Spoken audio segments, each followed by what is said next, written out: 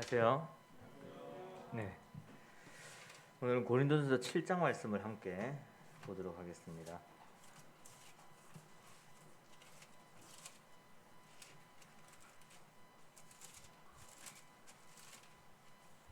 그리고 또 여러 형제 자매님들이 이 지역을 방문해서 사진을 또 남겨 주셨더라고요. 그래서 제가 이제 고린도전서 시작하면서 여러 가지 배경 설명을 드렸었고 지리적인 그런 특성들을 설명을 드렸었는데 거기에 직접 보시면 훨씬 더 이렇게 실감나게 이해를 할 수 있지 않을까라는 생각이 들었습니다. 나중에 이제 다녀오시면은 또 이야기를 들어보시면은 또 이런 성경에 있는 여러 상황들을 이해하는데 아마 또 더 많은 도움이 될 것 같아서 이렇게 기도하는 마음으로 또 함께 했으면 좋겠다라는 생각이 들고요. 오늘은 고린도전서 7장 말씀입니다. 조금 뭐 내용이 길 수도 있습니다. 제가 읽어 드리도록 하겠습니다. 신약성경 270페이지 고린도전서 7장입니다. 너희가 쓴 문제에 대하여 말하면 남자가 여자를 가까이 아니함이 좋으나 음행을 피하기 위하여 남자마다 자기 아내를 두고 여자마다 자기 남편을 두라. 남편은 그 아내에 대한 의무를 다하고 아내도 그 남편에게 그렇게 할지라. 아내는 자기 몸을 주장하지 못하고 오직 그 남편이 하며 남편도 그와 같이 자기 몸을 주장하지 못하고 오직 그 아내가 하나니 서로 분방하지 말라. 다만 기도할 틈을 얻기 위하여 합의상 얼마 동안은 하되 다시 합하라. 이는 너희가 절제 못함으로 말미암아 사탄이 너희를 시험하지 못하게 하려 함이라. 그러나 내가 이 말을 함은 허락이요 명령은 아니니라. 나는 모든 사람이 나와 같기를 원하노라. 그러나 각각 하나님께 받은 자기의 은사가 있으니 이 사람은 이러하고 저 사람은 저러하니라. 내가 결혼하지 아니한 자들과 과부들에게 이르노니 나와 같이 그냥 지내는 것이 좋으니라. 만일 절제할 수 없거든 결혼하라. 정욕이 불같이 타는 것보다 결혼하는 것이 나으니라. 결혼한 자들에게 내가 명하노니 명하는 자는 내가 아니고 주시라. 여자는 남편에게서 갈라서지 말고 만일 갈라섰으면 그대로 지내든지 다시 그 남편과 화합하든지 하라. 남편도 아내를 버리지 말라. 그 나머지 사람들에게 내가 말하노니 이는 주의 명령이 아니라 만일 어떤 형제에게 믿지 아니하는 아내가 있어 남편과 함께 살기를 좋아하거든 그를 버리지 말며 어떤 여자에게 믿지 아니하는 남편이 있어 아내와 함께 살기를 좋아하거든 그 남편을 버리지 말라. 믿지 아니하는 남편이 아내로 말미암아 거룩하게 되고 믿지 아니하는 아내가 남편으로 말미암아 거룩하게 되나니 그렇지 아니하면 너희 자녀도 깨끗하지 못하리라. 그러나 이제 거룩하니라. 혹 믿지 아니하는 자가 갈리거든 갈리게 하라. 형제나 자매나 이런 일에 구애될 것이 없느니라. 그러나 하나님은 화평 중에서 너희를 부르셨느니라. 아내된 자여 네가 남편을 구원하려는지 어찌할 수 있으며 남편된 자여 내가 네 아내를 구원하려는지 어찌할 수 있으리요. 오직 주께서 각 사람에게 나눠주신 대로 하나님이 각 사람을 부르신 그대로 행하라. 내가 모든 교회에서 이와 같이 명하노라. 할례자로서 부르심을 받은 자가 있느냐 무할례자가 되지 말며 무할례자로 부르심을 받은 자가 있느냐 할례를 받지 말라. 할례 받는 것도 아무것도 아니요 할례 받지 아니하는 것도 아무것도 아니로되 오직 하나님의 계명을 지킬 따름이니라. 각 사람은 부르심을 받은 그 부르심 그대로 지내라. 내가 종으로 있을 때 부르심을 받았느냐 염려하지 말라. 그러나 내가 자유롭게 될 수 있거든 그것을 이용하라. 주 안에서 부르심을 받은 자는 종이라도 주께 속한 자유인이요 또 그와 같이 자유인으로 있을 때에 부르심을 받은 자는 그리스도의 종이니라. 너희는 값으로 사신 것이니 사람들의 종이 되지 말라. 형제들아 너희는 각각 부르심을 받은 그대로 하나님과 함께 거하라. 25절입니다. 처녀에 대하여는 내가 주께 받은 계명이 없으되 주의 자비하심을 받아서 충성스러운 자가 된 내가 의견을 말하노니 내 생각에는 이것이 좋으니 곧 임박한 환난으로 말미암아 사람이 그냥 지내는 것이 좋으니라. 네가 아내에게 매였느냐 노이기를 구하지 말며 아내에게서 노였느냐 아내를 구하지 말라. 그러나 장가가도 죄 짓는 것이 아니요 처녀가 시집가도 죄 짓는 것이 아니로되 이런 이들은 육신의 고난이 있으리니 나는 너희를 아끼노라. 형제들아 내가 이 말을 하노니 그때가 단축하여 진고로 이후부터 안에 있는 자들은 없는 자같이 하며 우는 자들은 울지 않는 자같이 하며 기쁜 자들은 기쁘지 않은 자같이 하며 매매하는 자들은 없는 자같이 하며 세상 물건을 쓰는 자들은 다 쓰지 못하는 자같이 하라. 이 세상의 외형은 지나감이니라. 너희가 염려 없기를 원하노라. 장가가지 않은 자는 주의 일을 염려하여 어찌하여야 주를 기쁘시게 할까 하되 장가간 자는 세상 일을 염려하여 어찌하여 아내를 기쁘게 할까 하여 마음이 갈라지며 시집가지 않은 자와 처녀는 주의 일을 염려하여 몸과 영을 다 거룩하게 하려 하되 시집간 자는 세상 일을 염려하여 어찌하여야 남편을 기쁘게 할까 하느니라. 내가 이것을 말하면 너희의 유익을 위함이요 너희에게 올무를 놓으려 함이 아니니 오직 너희로 하여금 이치에 합당하게 하여 흐트러짐 없이 주를 섬기게 하려 함이라. 그러므로 만일 누가 자기의 약혼녀에 대한 행동이 합당하지 못한 줄로 생각할 때에 그 약혼녀의 혼기도 지나고 그같이 할 필요가 있거든 원하는 대로 하라. 그것은 죄짓는 것이 아니니 그들로 결혼하게 하라. 그러나 그가 마음을 정하고 또 부득이한 일도 없고 자기 뜻대로 할 권리가 있어서 그 약혼녀를 그대로 두기로 하여도 잘하는 것이니라. 그러므로 결혼하는 자도 잘하거니와 결혼하지 아니하는 자는 더 잘하는 것이니라. 아내는 그 남편이 살아있는 동안에 매여 있다가 남편이 죽으면 자유로워 자기 뜻대로 시집갈 것이나 주 안에서만 할 것이니라. 그러나 내 뜻에는 그냥 지내는 것이 더욱 복이 있으리로다. 나 또한 하나님의 영을 받은 줄로 생각하노라. 조금 내용이 긴 내용인데 쭉 읽어드렸습니다. 6장에서 이제 그 음행에 대해서 잘못된 것을 이야기를 하시면서 우리가 우리의 몸이 하나님의 성전으로서 거룩하게 유지되어야 된다라는 말씀을 하셨고, 그러면서 이제 결혼과 관련된 부분들이 나오기 시작했으며, 그래서 7장에서는 이제 그 구체적으로 이 결혼을 해야 되는지 말아야 되는지 그 결혼과 관련된 여러 가지 질문에 대해서 이렇게 응답을 하고 있습니다. 여기 보시면 7장 처음에 보시면은 너희가 쓴 문제에 대하여 말하면이라는 말에서 우리가 이 눈치를 챌 수가 있는 것이 이제 다양한 문제가 있어서 사람마다 다 다르고 여러 가지 상황들이 있었겠죠. 그래서 아마 이런 질문들이 바울에게 갔던 것 같아요. 누가 이제 뭐 청년이 지금 결혼을 해야 되는 상황인데 결혼을 하는 게 좋습니까? 이런 상황이 되었는데 안 하는 게 좋습니까? 어떤 부부가 있었는데 한 사람은 구원을 받았고 한 사람은 이제 하나님을 믿지 않는데 이럴 경우에 이 사람을 어떻게 하면 좋겠습니까? 이런 식의 질문들이 나왔으면 우리가 이 예측을 할 수가 있습니다. 그래서 조금 내용이 많이 있는데 한번 정리를 해봤거든요. 이렇게 화면 좀 보여주시겠습니까? 제가 화면이 안 보이네.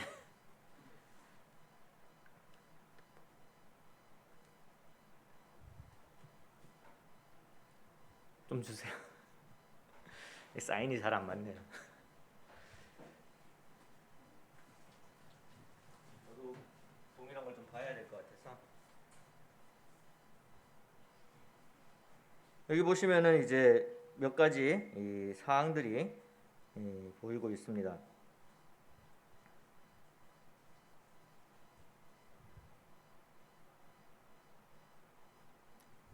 이 보시면은 이제 그 첫 번째 이제 그 젊은 이제 정욕이 있는 그런 이제 결혼하지 않은 그런 이제 청년들, 그러니까 남녀가 되겠죠.에 대해서는 이 결혼을 하라라고 이야기를 하는데 어떤 경우에 결혼을 하라고 그러죠? 정욕을 이길 수 없을 경우에 음행을 피하게 하기 위해서 이제 결혼을 하라라고 이제 말씀을 하십니다. 그 다음에 이제 결혼을 했으면은 이제 그 정상적인 이제 부부 생활을 하라라고 말씀을 하시는 거예요. 그래서 버리지도 말고 또 각방을 쓰지도 말고 이렇게 다퉈서 서로 이렇게 별거 하지 말고 혹시라도 다투더라도 어떻게 하라는 거죠? 다시 빨리 화해를 해서 함께 이제 부부로서의 그런 역할을 해라라고 이야기를 하시는 것입니다.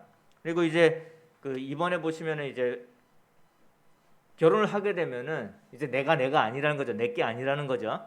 이제 나에 대해서 아내가 나의 삶을 주장할 수 있게 되는 것이고 마찬가지로 이제 이 아내에 대해서 남편이 그 삶을 주장할 수 있게 되는 것입니다. 그런 것에 대해서 존중이 필요하다라고 말씀을 하시고 계십니다. 그다음에 4번 같은 경우에 이제 과부가 되었을 경우에 그러니까 혼자 되었을 경우에 어떻게 하면 좋겠느냐라고 했을 때 재혼을 하지 않는 것도 좋겠다. 근데 또 이 육신적인 그런 욕심이 있을 때는 결혼을 하는 것이 나을 수도 있다라고 말씀을 하십니다. 5번에 이제 제가 빨간색으로 이혼은 허락되지 않는다라고 했는데 이제 그 1, 2, 3, 4, 5, 6 중에서 다른 것과 조금 이제 차이가 있습니다. 그 무게에 있어서 명령의 무게에 있어서 그래서 당연히 이제 이혼은 허락되지 않습니다. 그것은 이제 우리가 지난번 이제 7장, 6장의 이야기를 할 때도 그 결혼의 중요성에 대해 이야기하면서 예수님께서 이혼을 하지 말라는 그런 부분과 또 이제 하나님의 뜻에 대해서 말씀을 드렸습니다. 그래서 하나님께서 함께 하게 하신 맺어 주신 그 부부의 연을 인간이 끊어서는 안 된다라는 것은 분명한 하나님의 뜻입니다. 그래서 여기 말씀해 보시면은 10절 말씀해 보시면은 명하는 자는 내가 아니요 주시라라는 표현이 들어가 있습니다. 그렇다면은 이제 여기서 이제 조금 이 무게 차이가 보이죠. 그러니까 결혼에 대해서 바울이 지금 대답을 하고 있는 것이 이게 주님의 명령에 있어서, 그러니까 결혼을 하라라는 것, 또는 이런 상황에 결혼을 하라, 이런 상황에 결혼을 하지 말라라는 것이 하나님이 뚜렷한 어떤 계시를 주셔서 바울이 지금 이야기를 하고 있는 것이 아니라 바울의 견해를 밝히고 있는 것이고, 근데 이 여러 가지 이제 지금 질문에 대한 답을 하는 거잖아요. 그러니까 질의응답을 하는 상황인 거죠. 그런 것 중에서 단 한 가지만은 분명하게 주님의 명령이라는 거예요. 그게 뭐죠? 이혼하지 말아야 할 것. 그러니까 하나님이 맺어주신 그 부부의 이 관계는 분명히 지켜져야 되는 것이고, 그 가정은 지켜져야 되는 것은 분명한 하나님의 뜻이다라는 것은 이제 굉장히 중요하게 이야기를 하시고, 나머지 부분들에 대해서는 이것이 이제 바울의 견해임을 이야기를 하는 것입니다. 그리고 이제 믿지 않는 배우자의 문제, 이거는 뭐 그 당시에도 당연히 많이 있었을 수가 있고요. 결혼한 상태에서, 그러니까 하나님을 잘 모르는 상태에서 결혼을 했는데 이제 그 과정에서, 그러니까 나중에 이제 하나님을 알게 된 거죠. 둘 중에 한 사람만이. 그랬을 경우에 이제 뭐 우리 모임에도 그러한 이제 경험들이 있으신 그런 분들이 많이 있습니다. 그래서 여러 가지 어려움들이 생기죠. 왜냐하면 가치관이 완전히 달라지고 삶의 중심이 달라지기 때문에 이게 참 가치관이 다른 사람과 함께한다는 게 쉬운 일은 분명히 아니거든요. 그래서 이제 이런 속에서 갈등이 생길 때 어떻게 하는 것이 좋겠습니까? 라는 것이 이 당시에도 굉장히 중요한 문제였을 것이고, 또 그런 부분에 대해서 바울은 믿는 자의 의견보다는 믿지 않는 자의 의견에 조금 더 중요하게 말씀을 하고 계십니다. 무슨 말이냐면은 믿지 않는 자가 나는 더 이상 안 되겠으니까 우리 헤어지자라고 할 경우에는 놓아주는 것이 맞다. 그런데 그 사람이 같이 사는 것을 그래도 좋아하고 있으면은 계속해서 같이 살아야 될 필요가 있다라고 말씀을 하고 계시는 거예요. 그래서 왜 그러느냐 했었을 때에 이제 삶을 통해서 이렇게 함께 부부 생활을 하면서 가정 생활을 하면서 계속해서 하나님에 대해 증거하게 될 수가 있고, 또 그 가정을 통해서 하나님이 전해지고, 그리고 뭐 배우자뿐만이 아니라 자녀들도 있잖아요, 그렇죠? 자녀들에게도 복음이 전해질 수 있는 그러한 길이 이 가정 속에 있기 때문에 그러한 가능성을 생각을 할 때에 가정을 이 완전한 상태로 유지하는 것이 필요하다라는 말씀을 하신 것으로 해석이 되어집니다. 그래서 이제 뭐 전체적으로 정리를 해보면 이런 내용이에요. 그리고 뒷부분에 이제 처녀에 대해서라고 이야기를 하는 부분은 이제 다른 번역에 의하면은 이제 결혼 안 한 이제 딸이 있을 경우에 어떻게 하는 게 좋겠느냐 이렇게 해석을 해 놓은 그런 번역본들이 있습니다. 그래서 이제 뭐 의미는 같은 거죠. 그러니까 결혼 안 한 사람이 있을 경우에 결혼을 하는 것이 좋겠느냐 안 하는 것이 좋겠느냐, 하도록 도와주는 것이 좋겠느냐 아닌 것이 좋겠느냐라고 했었을 때도 마찬가지의 기준을 가지고 이렇게 안 하는 것도 좋고, 그렇죠? 근데 어쩔 수 없이 해야 되겠다 할 때는 그것도 좋다라고 이야기를 하는 거예요. 근데 이제 이렇게 쭉 어느 정도 정리를 해놓고 보니까 뭐 한 가지 지금 이제 하나님의 명령인 이 부분 외에는 상당히 이제 어떤 선택이나 결정에 있어서 어떤 것이 맞다 그르다라고 말하기가 조금 힘들다라는 것을 우리가 알 수가 있죠. 무슨 말이냐면은 자, 젊은 청년이 결혼을 하는 게 맞습니까? 하나님 안에서?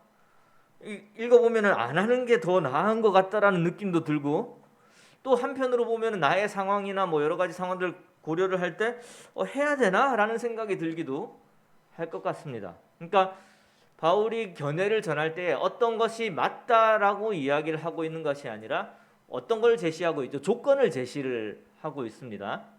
조건을 제시하고 그 조건에 맞는 상황이라면은 이렇게 하는 것이 좋겠다라고 이야기를 하는 것이죠. 그러면 이것은 아시겠지만 어떤 그 율법적으로 이것이 맞다 그르다라는 그 옳고 그름을 판단하는 내용들이 아니라 이 결혼에 대해서 바울이 그 삶을 통해서 얻게 된 지혜와 그다음에 성령님께서 주시는 그런 지혜를 종합해서 의견을 낸 것임을 우리가 알 수가 있습니다.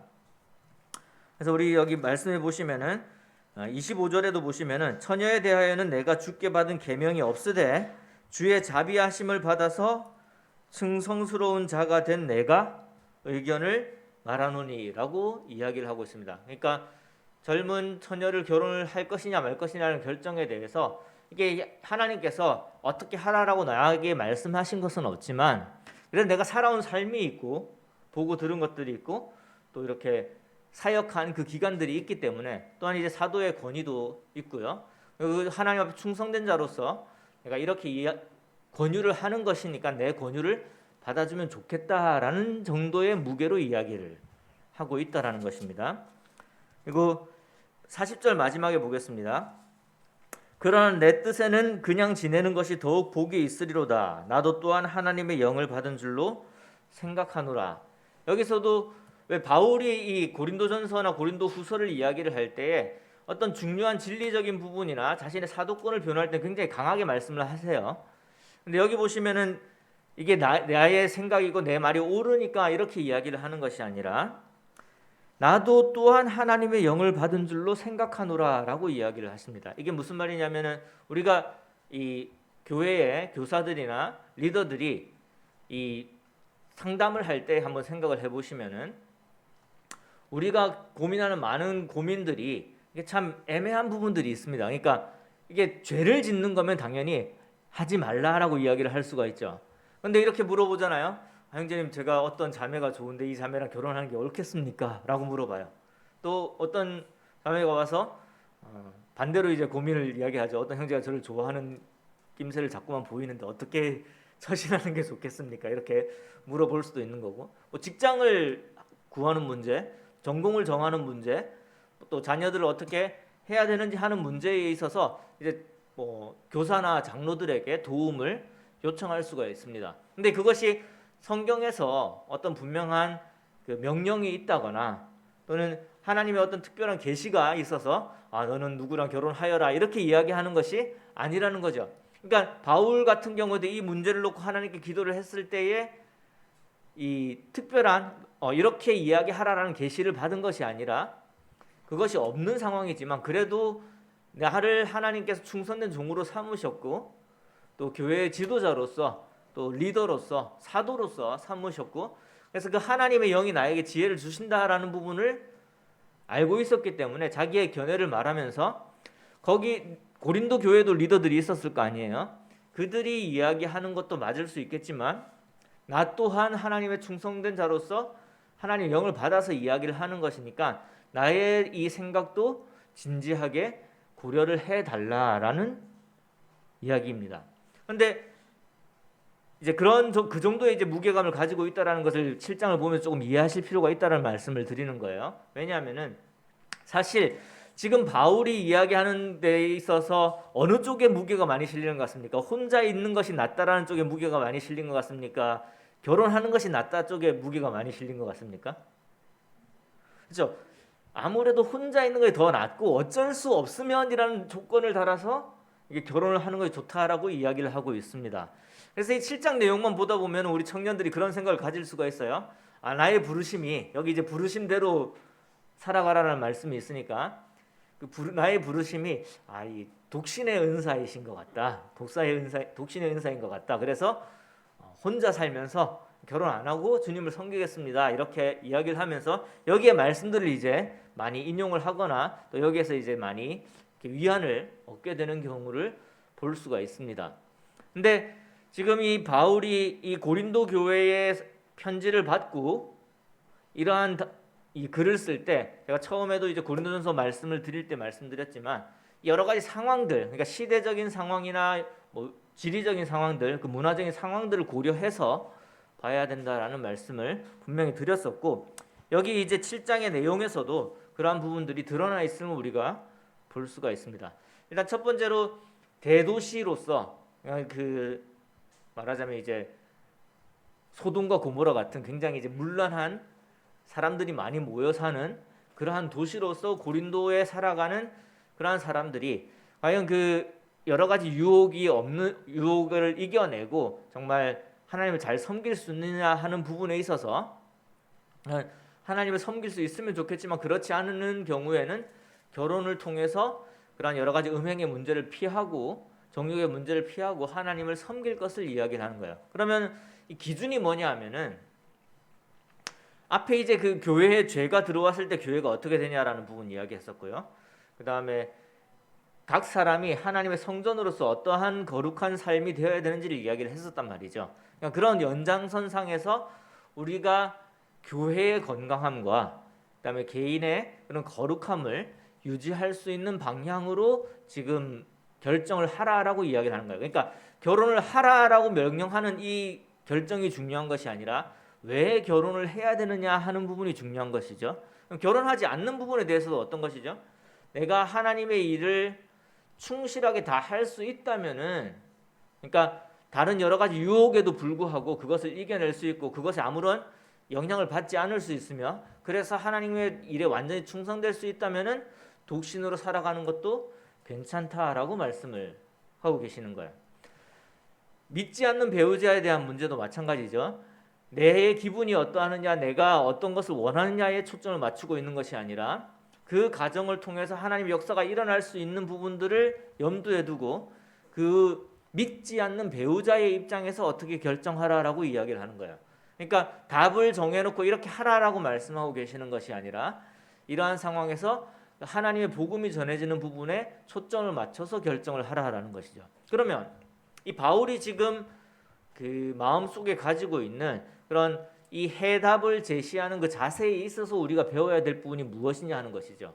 그러니까 바울도 어떤 것을 답으로 정해놓고 이야기를 하고 있는 것이 아니라, 그러니까 우리가 이제 삶에 어떤 답을 얻었으면 좋겠다라고 생각할 때가 있잖아요. 하나님 차라리 결정을 해주세요. 그럴 때가 있거든요. 내가 결혼을 해야 될지 말아야 될지, 이런 선택을 해야 될지 말아야 될지. 그런데 하나님께서는 그것을 선택할 때에 어떠한 그 마음을 가지고 무엇을 중요시 여겨서 선택을 하느냐 하는 부분들을 우리에게 가르쳐주고 계시는 거예요. 그래서 바울도 분명하게 그 기준을 가지고 있는 거죠. 교회의 거룩함, 개인의 거룩함, 그리고 전도, 교회의 성장, 그리고 복음의 전파, 이런 것들이 초점이 되어서 여기에 방해가 되지 않는 결정을 내려라라고 이야기를 하고 계시는 것입니다. 특히 이 시대적인 부분들을 이제 여기서 다루고 있는데 한번 좀 찾아볼 필요가 있을 것 같아서요. 그래서 이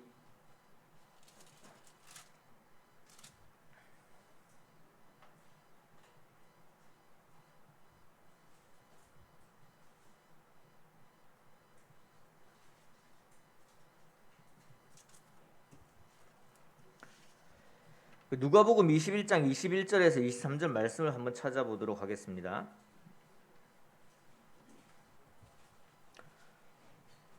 여기 고린도서 7장에 손을 잠시 놓으시고, 이게 손을 넣는다는 게 무슨 의미인지 우리 묵동교회 모임 성도님들은 잘 알고 계시죠? 이렇게 나중에 다시 찾아갈 수 있도록 손을 넣으시고, 저도 이제 습관적으로 이런 표현을 쓰는데 어떤 사람들은 이게 무슨 말인지 모를 수도 있겠다는 생각이 들어서 말씀을 드리는 겁니다. 여기 이렇게 손을 넣고 누가복음 21장 21절에서 23절 말씀을 함께 보도록 하겠습니다. 이게 이제 예수님께서 하신 말씀이에요. 그때에 유대에 있는 자들은 산으로 도망갈 것이며 성내에 있는 자들은 나갈 것이며 촌에 있는 자들은 그리로 들어가지 말지어다. 이 날들은 기록된 모든 것을 이루는 징벌의 날이니라. 그 날에는 아이벤 자들과 젖먹이는 자들에게 화가 있으리니 이는 땅에 큰 환난과 이 백성에게 진노가 있겠음이로다. 왜 이 말씀을 읽어드렸냐면 26절에, 그러니까 고린도전서 7장 26절에 보시면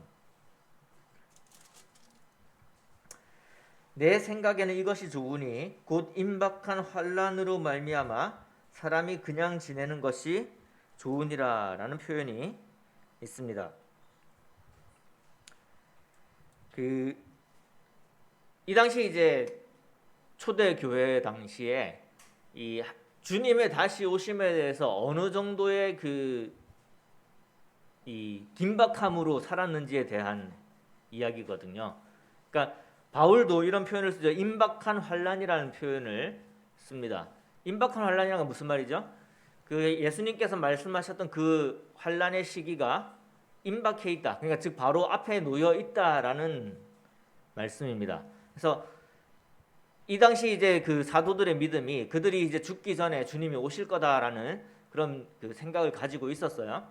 그리고 또 무엇이 있었냐면은 이 고린도전서가 쓰여질 당시가 AD 56년에서 57년 경입니다. 그러니까 이제 네로가 로마를 다스리기 시작하고 이 기독교에 대한 핍박이 이제 어느 정도 가시화되던 그런 시기였죠. 그뿐만이 아니라 우리가 이제 사도행전을 통해서 발견하게 되는 것이 이 그리스도인들을 핍박하는 사람들은 굉장히 많이 있었습니다. 유대인들도 이 예수님에 대해서, 예수님을 믿는 자들에 대해서 당연히 핍박을 하고 있었고요. 그리고 하나님만을 섬긴다라는 이 부분에 있어서 이 로마가 섬기는 여러 가지 신들에 대한 그런 존중이 당연히 없을 수밖에 없었기 때문에 여러 가지 문화적인 갈등과 정치적인 갈등을 일으키고 있었음을 알 수가 있습니다. 그래서 지금 이 고린도에 있는 이 고린도 교회도 그러한 세상의 핍박이나 환난으로부터 자유롭지 않은 상황이었고, 실질적으로 이제 얼마 안 지나서, 그러니까 한 2, 3년 안에 이 네로의 이 기독교인에 대한 핍박이 실질적으로 시작이 되게 됩니다. 그리고 또 한 10년 정도 지나게 되면은 이제 예루살렘이 함락이 되는 사건이 생기게 되죠. 그렇다면은 지금 이 교회가 앞두고 있는 바로 진짜 임박하게 앞두고 있는 환란이 분명히 있었음을 알 수가 있고, 바울도 마찬가지로 그러한 하나님의 계시를 통해서 그 교회에 닥칠 환란과 또한 유대인들에게 닥칠 예수님께서 예언하셨던 그런 부분들이 분명히 실질적으로 이루어질 것이다라는 것을 분명히 알고 있었기 때문에 이런 특수한 상황에 있어서 결혼해 있는 자들이 얼마나 큰 고통을 받게 될지에 대해서 이 바울은 그게 마음속에 있었던 거예요. 이게 이제 큰 이유 중에 하나고, 또 두 번째는 뭐냐면은 이 바울의 삶에 있습니다. 바울이 지금 이 편지를 쓰던 때가 바울의 세 번째 전도 여행 당시였습니다. 자, 바울은 뭘 하고 있죠? 배를 타고 걸어서 여러 도시들을 다니고 있습니다. 지금이야 이제 뭐 한국에서 저기 그리스까지 비행기를 타고 또 거기서 이제 자동차를 타고 또 뭐 배를 타고 아주 빠르게 이동할 수가 있겠지만, 이 바울은 배를 타고 또는 걸어서 그런 곳들을 다닐 때에 자기의 목숨의 위협을 여러 번 느꼈었죠. 그러니까 이게 쉬운 일정이 아닙니다. 그리고 그 모든 곳을 전도를 하러 다니려면은 당연히 자기가 아내를 데리고 자녀들을 데리고 다니기가 힘들 것입니다. 지금의 선교하고 이 당시의 전도 여행하고는 완전히 성격이 다르죠. 지금의 선교는 그 가정이 가서 거기서 여러 가지 이 사역들을 할 수 있는 그러한 상황을 만드는 것이 지금의 선교지만, 지금 바울이 했던 전도 활동은 뭐였냐면은 빨리빨리 원할 때에 오래 머무를 수도 있어야 되고 또 원할 때에 다른 도시로 움직일 수도 있어야 되는 그런 상황이었습니다. 그리고 실질적으로 이 바울의 삶을 통해서 여러 가지 열매들이 맺어지고 있었던 상황이었죠. 그래서 이 바울의 입장에서 볼 때 더 많은 사람들이 자신의 사역에 참여할 필요가 있음을 분명히 인지를 하고 있었을 것이고, 지금 복음이 여러 도시로 전파되어야 되는 상황, 근데 곧 임박해 있는 이 그리스도에 대한 핍박, 이런 것들을 고려했을 때에 이제 그런 말이 여기에 들어가 있는 것이죠.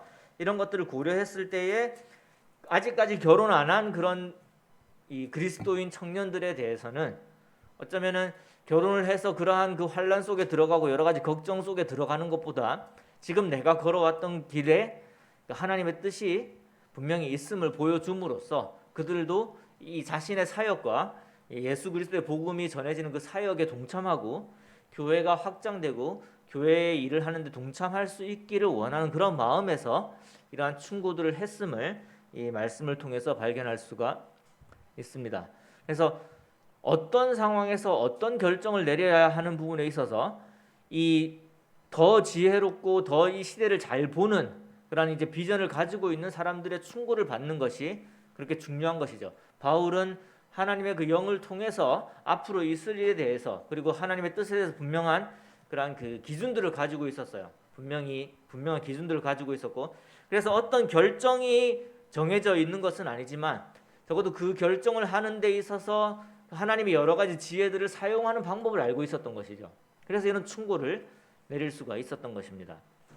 이것을 이제 우리에게 그대로 적용할 수도 있고 또는 이제 좀 그 응용을 해서 적용할 수가 있는 부분들이 있는데, 뭐냐면은 이걸 이제 그대로 적용을 한다면 정말 내가 그리스도의 복음이 여전히 지금 선교지에도 필요하고 여러 지역에 필요하다라고 했었을 때에 정말 이 바울과 같이 독신으로서 결혼을 하지 않고 내가 하나님을 섬기겠습니다 이렇게 결정할 수도 있을 것 같습니다. 그런데 좀 응용을 하자면은 이 바울이 이런 결정을 하게 된 데 있어서 여러 가지들을 고려를 했었잖아요. 어떤 시대적인 부분들, 그렇죠? 그다음에 뭐 역사적인 문화적인 부분들도 고려를 했었고 또 앞으로 어떤 일이 있을지에 대한 그런 지혜로움도 분명히 있었던 것이죠. 그래서 이러한 것들을 장로 형제님이나 또는 리더나 교회 교사들한테 물어봐서 이 지혜를 구하는 쪽으로 적용을 해보는 것이 더 좋지 않을까라는 그런 생각을 하게 됩니다.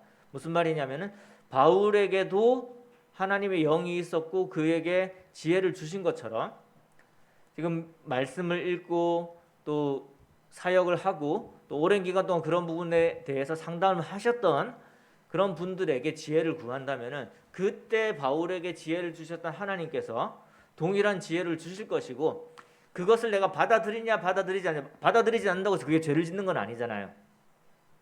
한 가지 빼고 이혼하는 것 빼고는, 그렇죠? 말씀에 의하면은. 그래서 죄를 짓는 것이 아니기 때문에 그러한 그 지혜를 받아들이고 또한 나도 또 하나님 앞에서 정말 정직한 마음으로 정결한 마음으로 어떻게 해야 될지를 결정하는 것이 또한 이 그리스도인에게 허락된 부분이다라는 것을 우리가 인식할 수 있다라는 것입니다.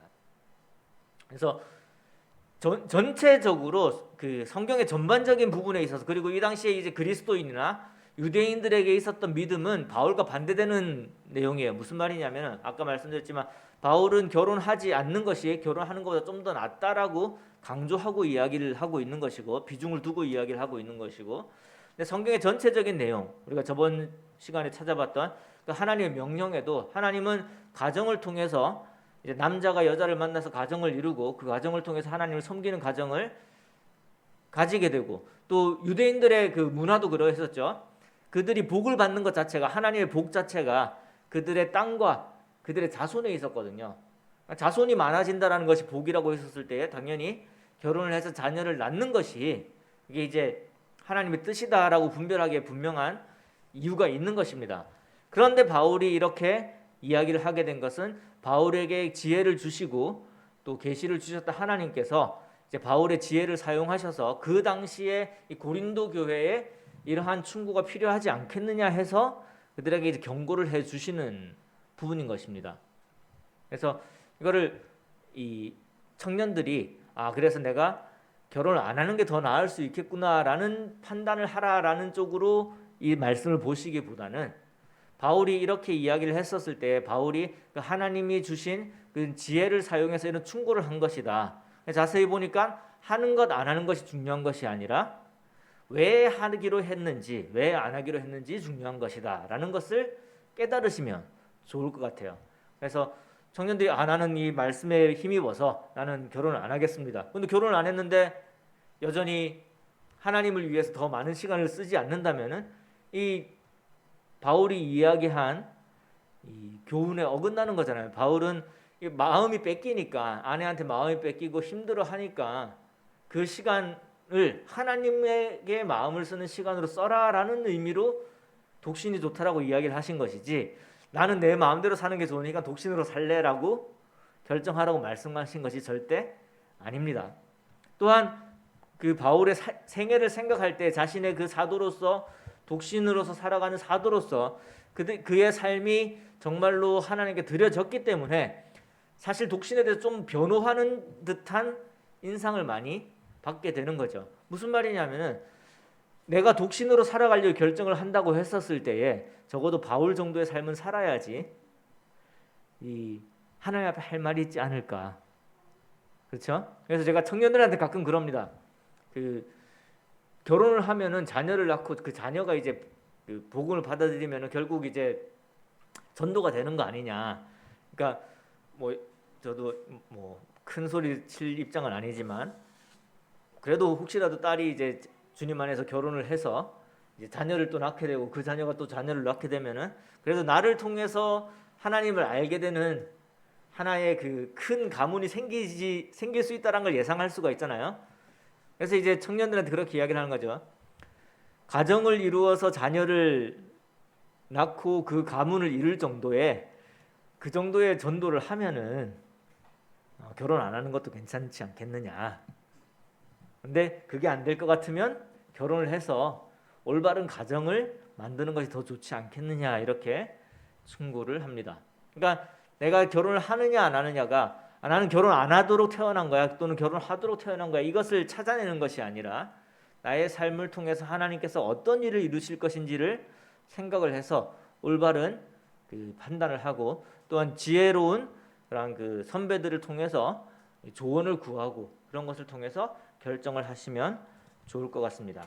그래서 지금 바울이 여기서 어떤 규율이나 교리를 이야기를 하고 있는 것이 아니라 지혜로운 충고를 하고 있는 상황이고 지금 고린도 교회에서 아직까지 처녀인 또는 아직까지 결혼을 안 해 정년기가 되었는데 또는 결혼할 때가 되면 결혼하지 않은 약혼을 했는데 아직 결혼하지 않은 그런 젊은이들에게 한번 고민을 해보라고 이야기를 해주시는 부분이에요. 왜냐하면은 바울이 하나님으로부터 받은 여러 계시 속에서 앞으로 임박해 있는 여러 가지 환란들이 있었고 우리가 그렇잖아요. 우리 뭐 당장 지금도 위기의 시기 아닙니까? 어려운 시기죠. 저도 그렇거든요. 그러니까 무슨 말이냐면은 아까 이제 사회자 형제님이 올라와서 MT를 갔다 왔다라고 이야기했는데 저도 이제 MT를 가기로 되어 있었어요. 이제 차량도 제공해야 되는 상황이고 그런데 위기가 닥쳤어요. 어떤 위기가 닥쳤냐면은 코로나가 퍼진 거야. 우리 아이가 다니는 학교에도 코로나 확진자가 있다고 그러고 또 이제 강릉 갔다 왔던 많은 청년들이 이제 코로나 걸렸다고 생각. 이런 게 이제 큰 위기는 아니지만 여기서 말하는 환란 정도는 아니지만 작은 위기가 왔을 때 나는 어떤 것을 고민하고 어떤 것을 염려하게 되죠? 우리 아이가 코로나에 걸리지 않을까? 내가 코로나에 걸리지 않을까? 이게 먼저 염려가 되는 거야. 그러니까 왜 우리나라 말에도 뭐 처자식이 있다, 처자식 때문에 뭐 이런 표현들이 존재하잖아요. 무슨 말이냐면은 내가 뭔가를 해야 되는 상황이 있고 하나님께 나에게 주신 명령이 있고 그 다음에 가족에 대한 걱정이 있다라는 거예요. 근데 이 두 가지가 있을 때에 참 많은 사람들이 어디를 선택하게 되냐면은 이 가족을 사랑하는 마음도 하나님 주신 거겠지라고 생각을 하고 이쪽을 선택하는 경우가 많다라는 거죠. 그런데 지금 이 고린도 교회에서 이렇게 선택하는 사람이 많아졌을 때 여러 가지 위기들과 또 지금 환란이 더 큰 환란이잖아요. 뭐냐면은 당장 나의 남편이 나의 아내가 죽을 수도 있는 그래서 그 큰 슬픔이 있을 수도 있는 그러한 상황이 바로 앞에 있기 때문에 이 바울의 입장에서는 아직까지 결혼을 안 하고 약혼을 했음에도 불구하고 결혼을 안 하고 있는 청년들에게 혹시라도 결혼을 안 해도 괜찮을 것 같으면은 하지 말아라라는 충고를 해주고 있는 것입니다. 그래서 이러한 것들을 그냥 그 문자적으로 받아들여서 약혼을 해도 결혼을 안 해도 되는구나 이렇게 적용하지 마시고 어떤 상황이 있을 때 또 내가 앞으로 어떤 일을 해야 된다라는 것을 염두에 두고 어떻게 결정하는 것이 나를 위해서 교회를 위해서 또 하나님의 나라를 위해서 더 필요한 결정인가라는 것을 현명하게 지혜롭게 하나님의 성령님을 통해서 우리가 물어보고 그것에 지혜를 얻어서 결정을 하는 것이 필요하다. 그래서 바울도 이러한 어떤 것을 해야 되느냐 말아야 되느냐 또 내가 여기 뭐 할례 무할례 그 다음에 이제 뭐 종 자유인 이런 것들까지도 이야기를 해서 말씀을 하고 계시는데 이 사도 바울은 그러한 부분에 있어서 나에게 주어진 것, 각자에게 주어진 것이 다를 수가 있기 때문에 그것을 어떤 것이